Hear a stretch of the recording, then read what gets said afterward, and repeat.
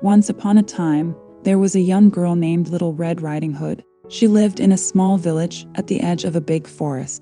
One day, her mother asked her to take a basket of food to her sick grandmother who lived on the other side of the forest. Little Red Riding Hood set out on her journey, eager to see her grandmother and deliver the basket of food.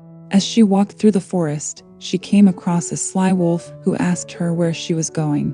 Little Red Riding Hood, not realizing the wolf's intentions, told him that she was on her way to her grandmother's house. The wolf suggested that they take a shortcut through the forest, and Little Red Riding Hood agreed.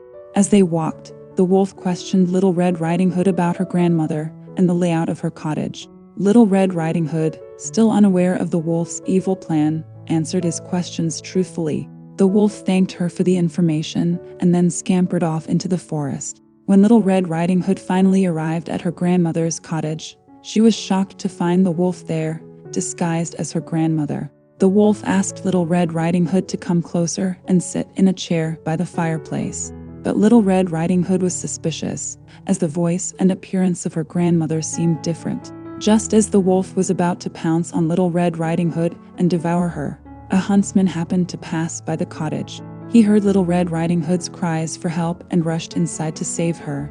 The huntsman fought the wolf and succeeded in defeating him. Little Red Riding Hood and her grandmother were reunited and lived happily ever after. From that day on, Little Red Riding Hood always listened to her mother's advice and was more cautious when traveling through the forest. The end.